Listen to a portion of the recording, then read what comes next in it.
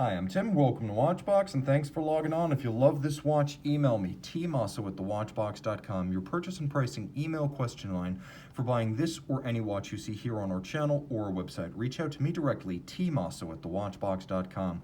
And today we're discussing the 41mm stainless steel Audemars Piguet Royal Oak Chronograph reference 26321ST.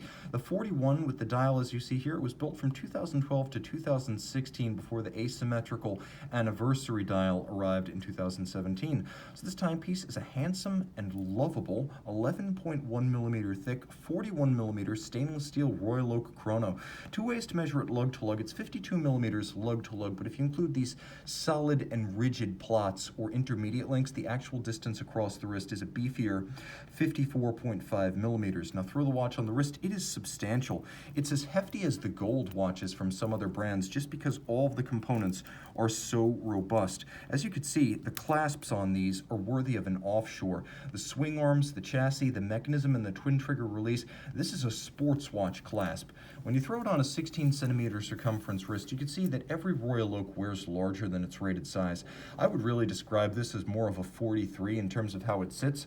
Now, the lugs do you some favors as they do begin to arc around the edge of the wrist, so that even if you're borderline for the watch, it's not going to look wrong on your wrist, but I would say the lower limit to wear this watch well is probably a 15cm circumference wrist. Again, my wrist is 16cm circumference.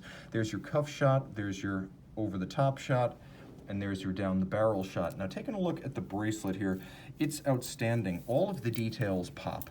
Starting with the lugs, you can see a few features characteristic of these: the hand-finished bevel that expands over the lug hoods, the use of screws and bars to fix the bracelet to the case rather than spring bars, the fact that there is a perfect transitional bevel that runs immaculately aligned from link to link, and the fact that the tolerances are so tight that I can see the slope and the taper of this bracelet, but I can't feel the step down from link to link. You'll also note the satin over the top longitudinal, the satin in profile is vertical, and then you have polished ends to these intermediate links. They're only visible as you roll the watch through the light, but there's exquisite finishing here where you will scarcely ever see it. I mentioned the clasp is pretty tough, and indeed it is. The swing arms internally feature both satin finish and engine turning, or I should say media blasting and satin finish. And you will note a twin trigger release system. It is a sequential closure. One side goes down before the other, just like so, and it shuts resolutely with security. You can see that the removable links are fixed by screws, and that's the way it should be on an upscale sports watch. That's not how Patek does it, but AP is still giving you a bracelet sized and assembled the right way.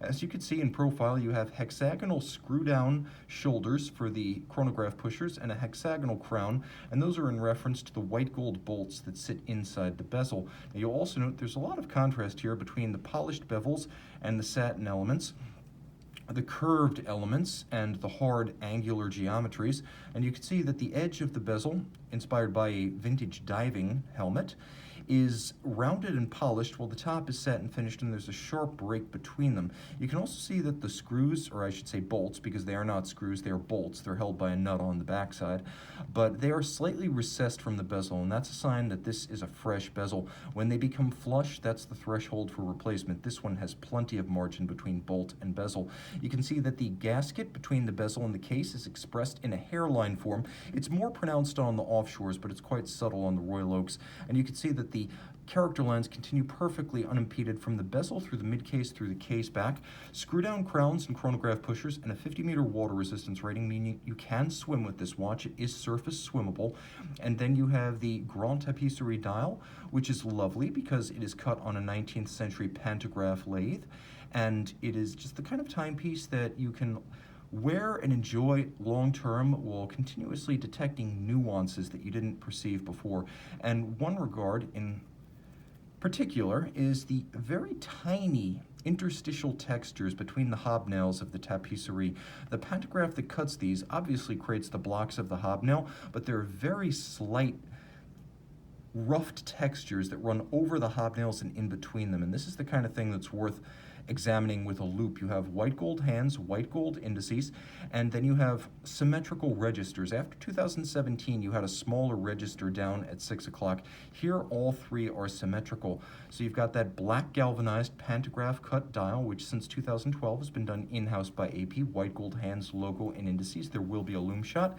Underneath the caseback, Frederic Piguet 1185, doing business as the Audemars Piguet caliber 2385, unidirectional winding, 40-hour power reserve, vertical clutch and column wheel. The vertical clutch for smoothness, the column wheel for crisp actuation. There is a quick set for the date. All of this pivots on 37 jewels and is adjusted in 5 positions, which is the high horology standard.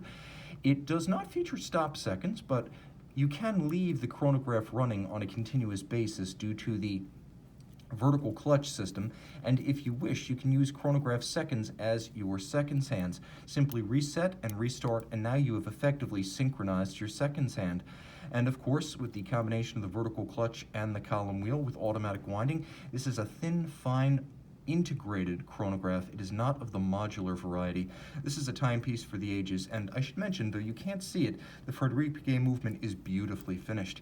Email tmosso@thewatchbox.com for purchase and pricing details. And we're back with the Royal Oak Chronograph by night.